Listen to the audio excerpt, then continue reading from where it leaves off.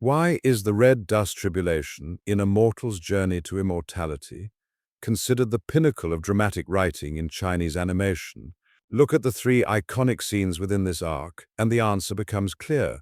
At that time, Han Li, while cultivating the Great Evolution technique, encountered the Red Dust Tribulation in order to advance his realm.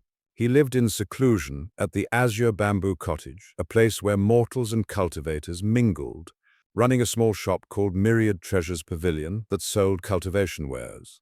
During this period, he encountered three people, encounters that profoundly reshaped his state of mind. 1. Today I finally know that I am truly myself. Han Li met a mischievous child named Xiao Long. Much like Han Li himself, in youth Xiao Long had dreamed of becoming an immortal since childhood, with the simplest of reasons. One day I'll become an immortal so I can help my father move the burning coals.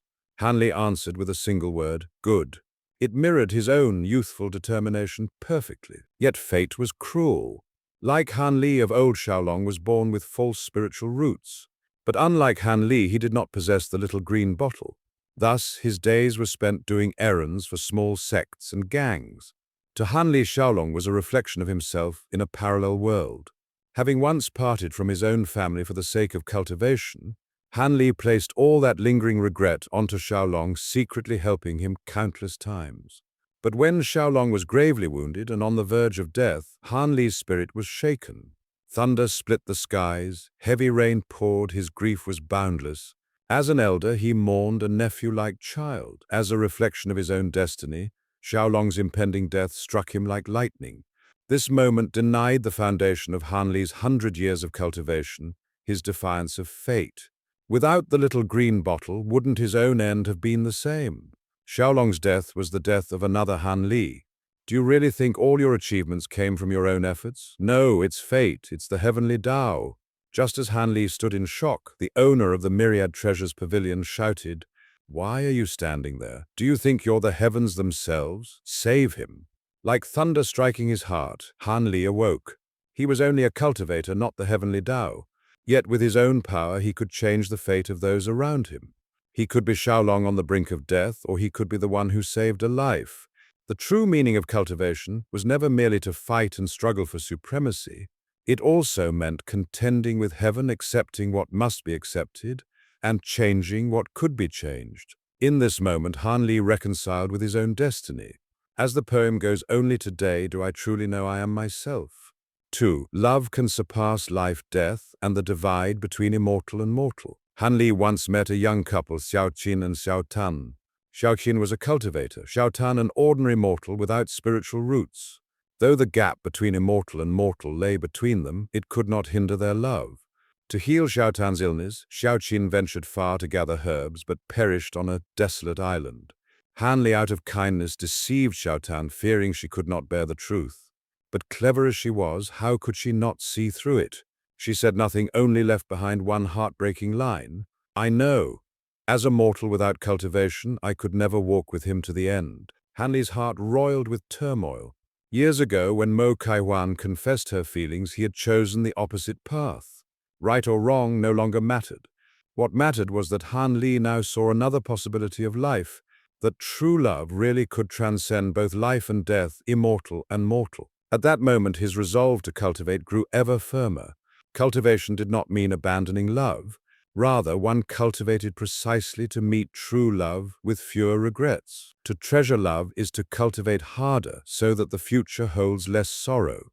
As Buddhism says, planting indigo, yet yielding willow fluff. Even if the outcome is not as one wishes, Han Li understood he must still move forward. Just like Xiaoqin and Xiaotan, destiny may decree, but the heart does not waver. Through this encounter, Han Li's Dao heart was once again strengthened. 3. Life is like a game of chess. So long as one accepts it, there is no regret. In his years of seclusion, Han Li befriended an immortal master surnamed He. They often played chess together. One day, during a match, Master He confided that her lifespan was nearing its end. She would enter closed-door cultivation in search of a breakthrough, and should they meet again, it would be as life and death part ways. Master He was like a Han Li without opportunities. For the Tao, she abandoned family love and friendship, wandering the seas, yet ended with nothing. Thus she sighed. 100 years of life is but a fleeting dream. What is longevity to me? Yet the heart seeking the Tao cannot change. Even if I waste a lifetime, I must still challenge the utmost secrets of heaven. Life is like a game of chess. Once you understand, there are no regrets. Han Li saw himself in her words. Truly, life is like chess, no regrets, if played with understanding. But the tragedy was that her deepest regret was not having shared life's fleeting years with her family and friends. Her so-called no regrets was not pursuit of the Tao, but obsession with longevity and unwillingness to face death. Yet the more one clings to immortality, the further one strays from the Tao. The Tao Te Ching says man follows the earth follows heaven, heaven follows the Tao follows what is natural. When longevity becomes obsession, it ceases to be motivation and becomes inner demon. After Master He's passing, the grandson of the myriad treasures pavilion's owner was born. Death and birth followed one another in endless cycle. Those who cannot transcend the world are bound by it. As the great evolution technique describes, all phenomena are strange. Lost in delusion, one suffers in samsara. It was at this point that Han Li truly comprehended life is like chess, no regrets, if played with clarity. On the chessboard, your only opponent is yourself. Only by following cause and effect, aligning with the Tao, reconciling with your heart and with impermanence, can one grasp the chance to defy heaven and ascend as an immortal.